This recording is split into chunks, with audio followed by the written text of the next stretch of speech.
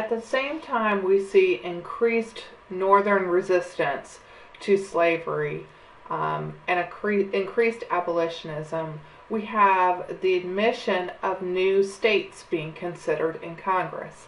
And in 1854, Stephen Douglas proposed to make the Nebraska Territory use popular sovereignty to decide slavery.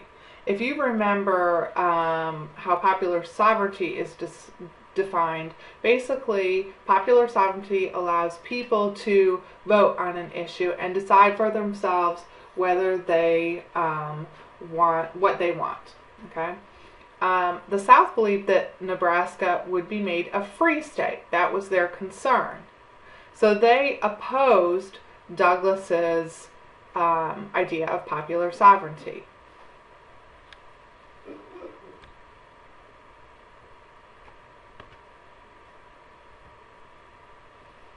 Douglas proposed that they split the Nebraska Territory into two parts, Nebraska and Kansas.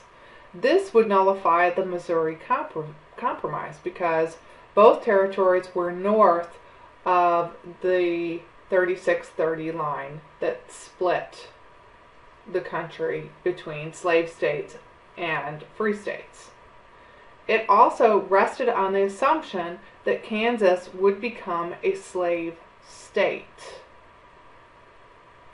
So you see that Kansas is above the line where slavery is allowed, and Kansas, it's assumed that Kansas will become a slave state. Nebraska will remain a free state.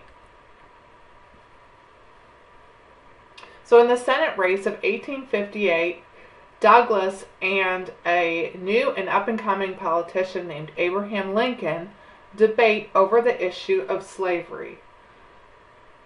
Neither man really favored slavery. So the question is, why did they have this debate? Think about that for a minute. Douglas favors the idea of popular sovereignty. He says that slavery can be prevented if slaves want it, or if states want it to be prevented. Slavery needs certain laws in order to support it, in order for it to exist. So if you don't want slavery, you don't pass the laws that support it, and then there won't be any slavery. Douglas actually goes on to win the Senate race, but Lincoln, because of the debates, Lincoln gains national fame.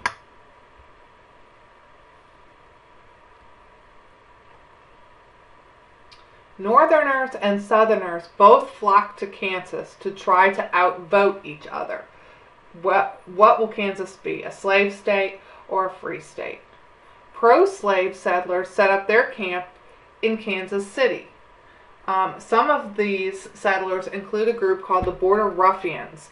This is a group that came from Missouri, and they tried to coerce voters to support slavery, sometimes in very violent ways.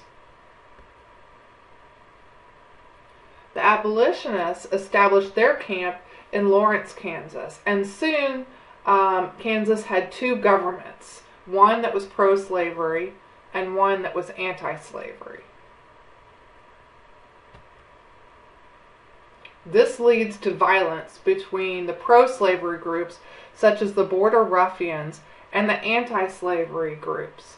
The Border Ruffians actually burned and destroyed some of the anti-slavery towns.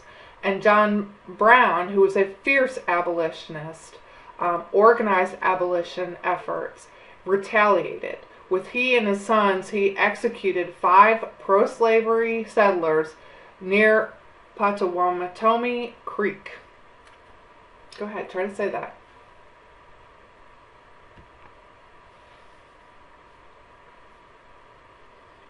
So it is now clear that popular sovereignty was not a good idea. It was not the answer, and in fact had made things worse, especially in the state of Kansas.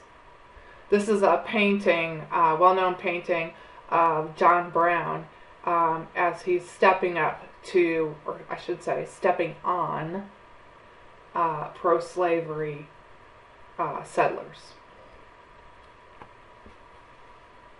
violence actually carries over into the government.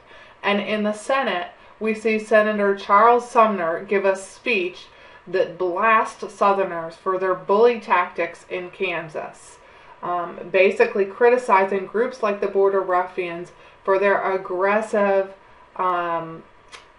attack on abolitionists and anti-slavery movements. In the process of giving the speech, he manages to insult a South Carolina senator named Butler. And Butler's nephew, Preston Brooks, defended his uncle by attacking Sumner, and he beats Sumner with a cane right on the floor of Congress, as this picture illustrates. This is actually a picture from a fist fight in the Ukrainian parliament, but I'm sure the scene in the U.S. Congress was not far from that with Brooks and Sumner. Congress actually tried to punish Brooks by removing him, but South Carolina simply voted him back in.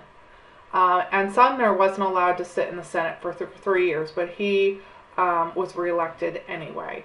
And this shows that the sectionalism not only had emerged, but was really strong at this point.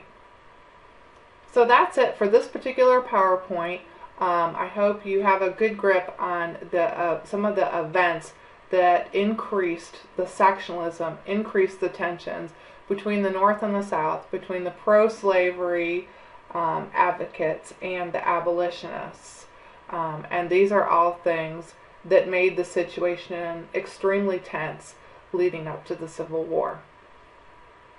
So that's it for this presentation. Next time we'll talk about the political divisions and the election that served as the catalyst for the Civil War.